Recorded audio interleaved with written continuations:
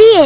বাংলাদেশের প্রেক্ষাপটে আমাদের মেয়েদের স্বপ্ন হচ্ছে আমি বিয়ে করব, বরের সাথে বসবো পাশে, আমার গায়ে একটা সুন্দর বেনারসি শাড়ি থাকবে, আমাকে দেখতে সুন্দর রাখতে হবে। সুন্দরের সংজ্ঞা কি? আমার পেট দেখা যাবে, কিন্তু দেখা যাবে, হাত পা তো অবভিয়াসলি দেখা যাবে, এবং চুল তো দেখা যাবেই। একটা স্টেজে সবার সামনে পুতুলের মতো বসে থাকে, আর তার পাশে একটা গাধা আর একটা গরু বসে থাকে। নন মাহারামরা দেখে, সাথে মাহারামরাও দেখে। আর পাশে যে গাধাটা বসে আছে, যে গরুটা বসে আছে, ওই গরুর ফ্রেন্ড, এলাকার ছোট ভাই, এলাকার বড় ভাই, তারাও দেখতেছে এই মেয়েটাকে। তো এই মেয়েটার তো কোনো হেলদোল নেই, পর্দার তো কোনো জ্ঞান নেই। আর পাশে যে গাধাটা বসে আছে, ওটা তো প্রাউড ফিল করতেছে, মনে মনে হাসতেছে, মানে প্রাউড ফিল করছে, ওফ একটা জিতছি, মানে বিয়ে করছি, ওফ দেখ দোস্ত কত সুন্দর তোর ভাবি, আরে দেখ না দোস্ত আর কি, মানে বউরে সবার সামনে দেখায় সে খুব প্রাউড ফিল করতেছে। আরে গাধা কেন কথা বলতেছে এটা পরে বলতেছে। আসলে যখন তোমার বউকে দেখে বলতেছে মামা তুই জিতছস, তার মানে সে তোমার বউয়ের চুল থেকে পায়ের নখ পর্যন্ত সে ভালোভাবে অবজার্ভ করছে। তুমি কল্পনা করো তোমার বউকে তুমি সুন্দরভাবে প্যাকেট করে বোরকা পরে তুমি বিয়ে সেরে নিয়ে আসছো, তাহলে কি তোমার গার্লফ্রেন্ড বলবে যে মামা সেই একটা বিয়ে করছস, কারণ সাথে দেখতে পাচ্ছে না। এখন তুমি কল্পনা করো তোমার বউকে তুমি সেটা আনোই নাই,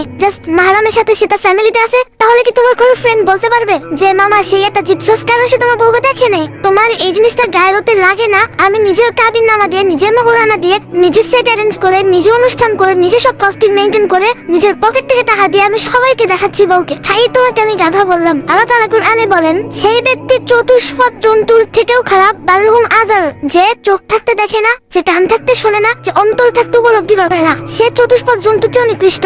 যে তার ওয়াইফের দায়িত্ব পালন করতে অপারগ, দায়িত্ব বলতে কি শুধু ভাত খাওয়ানো না, শুধু নিয়ে হানিমুনে যাওয়া না, শুধু নিয়ে ট্রিপে যাওয়া না, শুধু তাকে খাওয়ানো না। দায়িত্ববোধ কাকে বলে? তোমার বউকে তুমি পর্দার আড়ালে রাখবা, তোমার বউকে তুমি ঢেকে রাখবা, তোমার বউকে তুমি সবার চোখ থেকে আড়ালে রাখবা। This is the main responsibility of A husband. তাকে বলা হয় দায়ুস।